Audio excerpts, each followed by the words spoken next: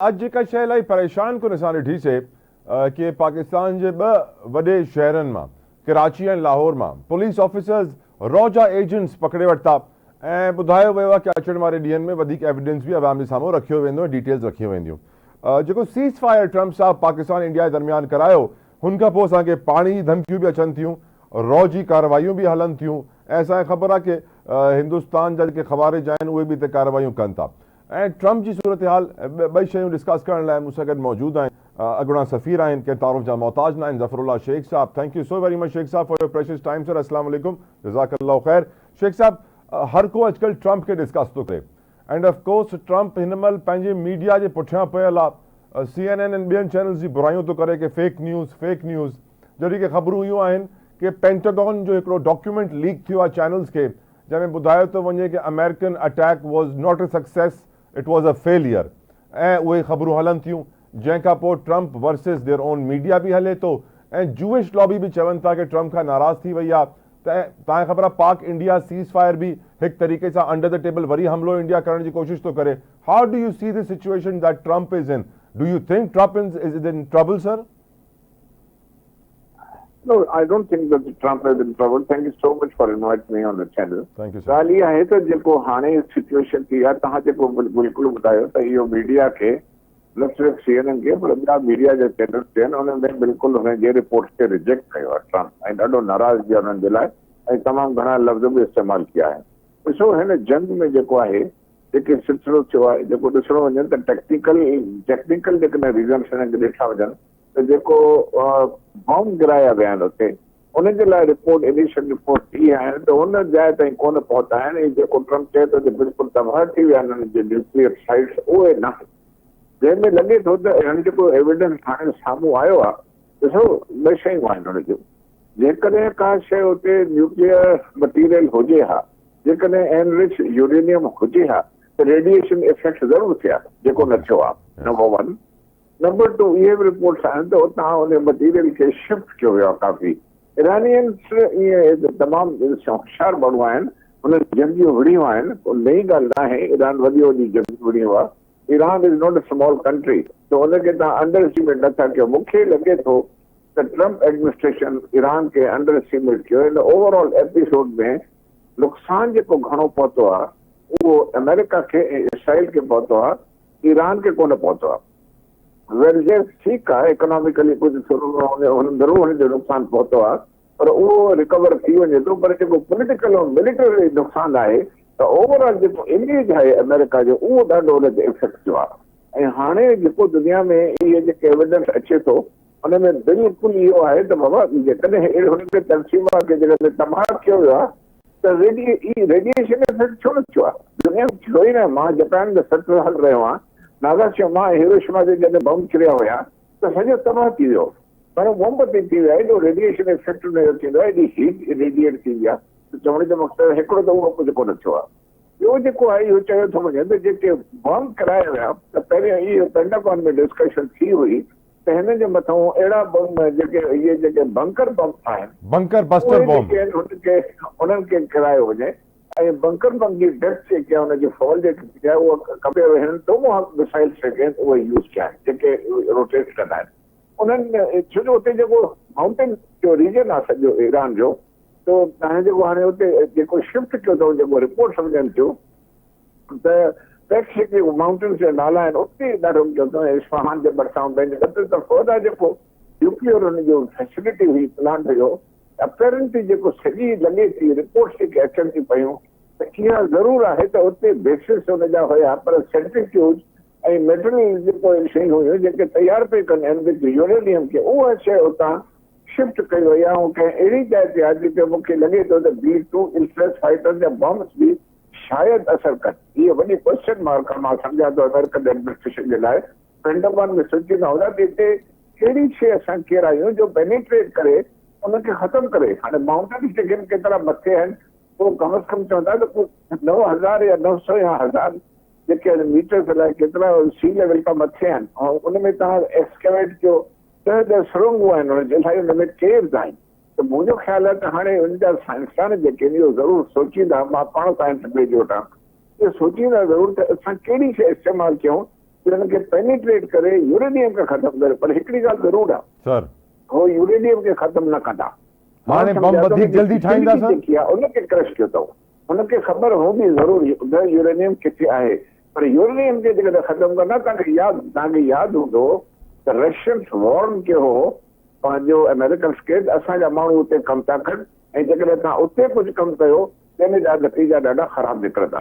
सो मूंखे लॻे थो त अमेरिकन्स खे ख़बर ज़रूर हूंदी, पर हुननि छा कयो, हुनजे फैसिलिटीज़ खे क्रश करण जी कोशिशि कई आहे, but not the uranium itself.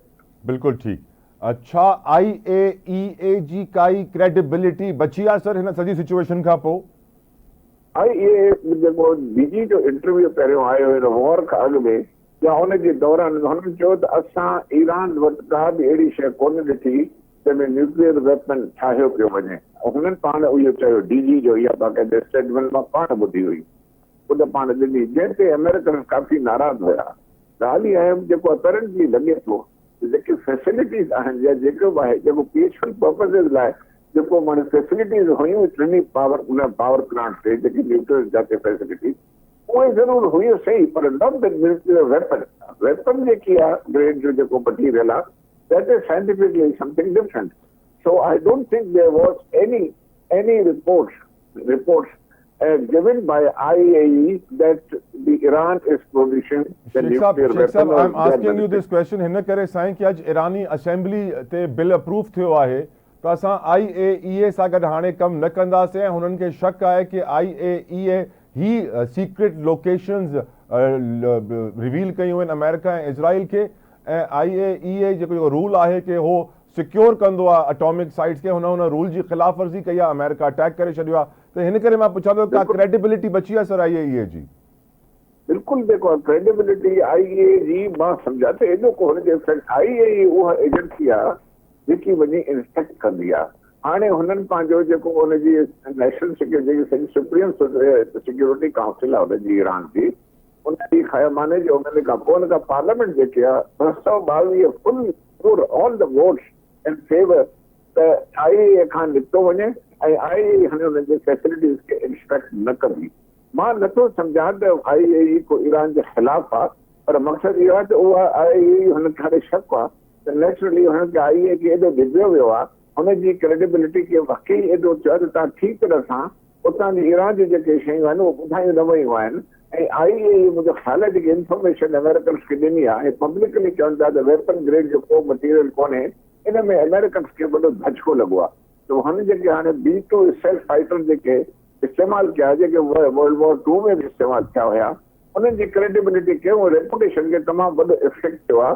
ऐं नेचुरली हाणे बाक़ी अञा ट्रम्प चवंदो थो अचे त न असां हुनजे फैसिलिटीज़ खे ख़तमु कयो, facilities is different, weapon grade जेको आहे उनखे ख़तमु करणु that is totally different. So I think Iran has got about 400 जेको रिपोर्टेड दिखे थो, जंहिंमें 8-9 जेके बॉम्ब्स ठाहे बि सघनि था, and I think they will continue with this thing which they have already announced. And IAEA खे हाणे हुननि रोके छॾियो आहे त तव्हां अची नथा सघो, इंस्पेक्ट नथा करे सघो, एंड आई डाउट 1970 में जेके NPT हिननि साइन कई उन मां निकिरी वेंदा।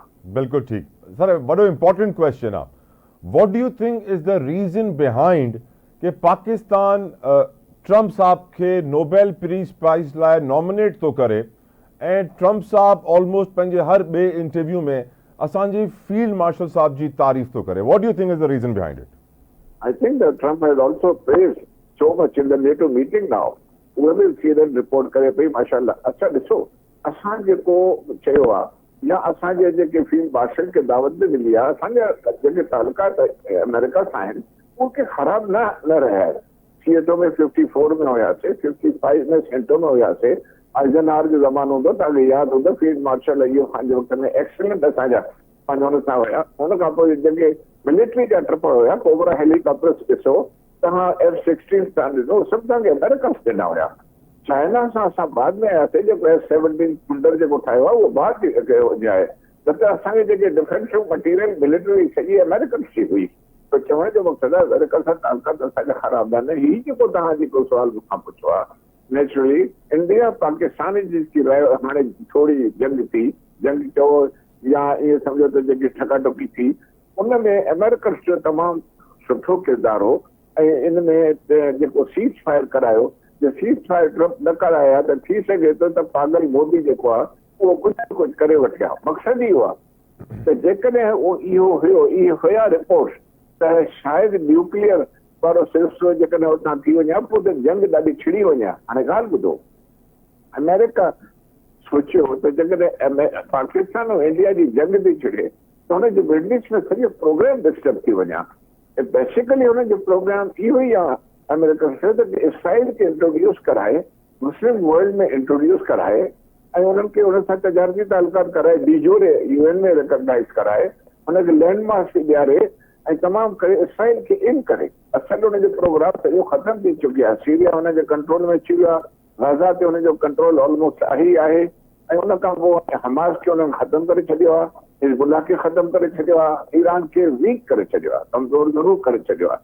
त मक़सदु इहो जेको हुयो ईरान पाकिस्तान ऐं इंडिया जे विच में जेको इहो सिलसिलो थियो उनजे करे असां जेकॾहिं इहो जेस्चर हो ऐं हुन में ईअं कोन हो जेको ट्रम्प हुनखे चयो त मोदी जा हंच आहे त there is no harm because it was an effort for the peace and I am still say if we have recommended or if we have suggested that the Trump should be given the Nobel Prize त मां त हुनखे support कंदुसि छो इहा का नंढड़ी ॻाल्हि न आहे पाकिस्तान ऐं हिंदुस्तान जे विच में रिप्रोच कराइणु, सीज़ फायर कराइणु। It was more or less impossible, but it was Trump who did that.